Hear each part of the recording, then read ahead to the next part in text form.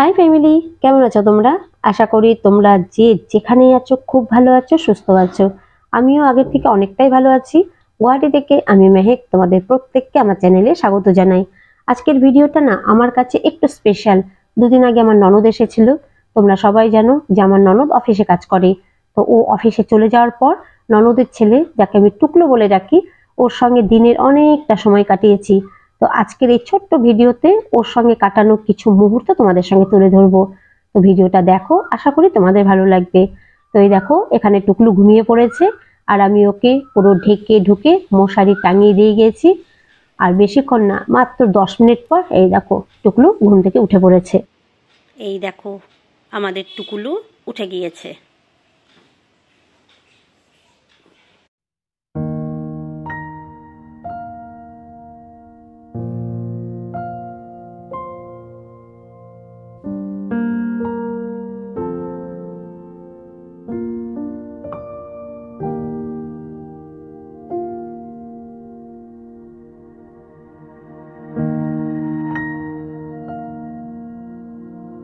তো আজ হচ্ছে পরের দিন।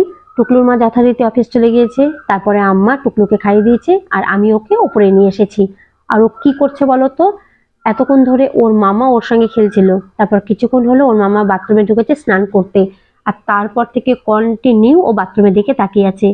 এখন কি বলতো, ওর মা যখন অফিসে চলে যায় তখন ওর দেখাশোনাটা আমরা পুরো পরিবারের সবাই মিলেই করি। কিন্তু বেশিরভাগ সময়টা ও হয় আমার কাছে থাকে আর না হলে আম্মার কাছে থাকে।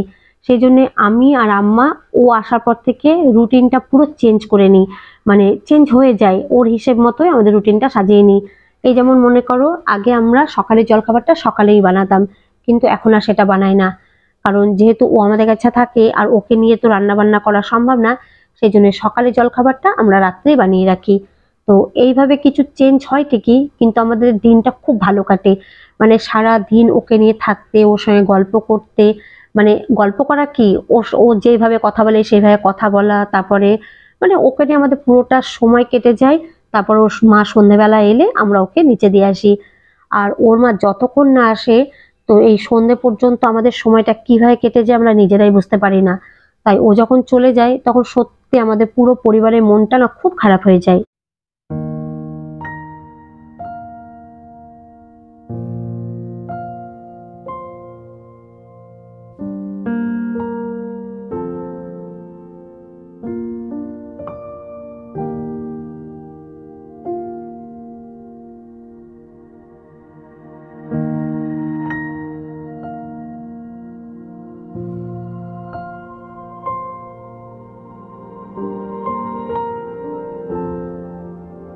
আর এই দেখো বন্ধুরা, প্রত্যেক দিনের মতো শুরু হয়ে গেছে মামা আর ভাগ্নের খেলা।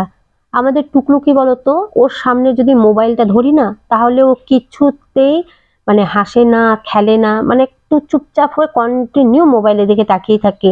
মানে ভিডিও করাও বুঝতে পারে না, কিন্তু ওই যে সামনে মোবাইলটা ধরেছি সেইটাই কন্টিনিউ দেখতে থাকে।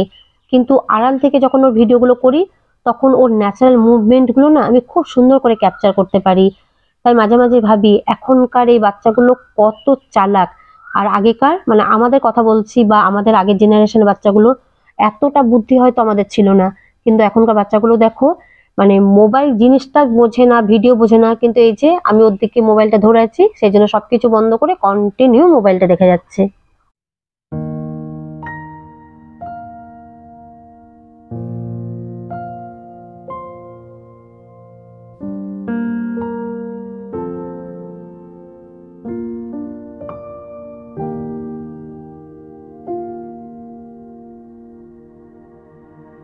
তো চলো, আজকের মতো ভিডিওটা আমি এখানেই শেষ করছি।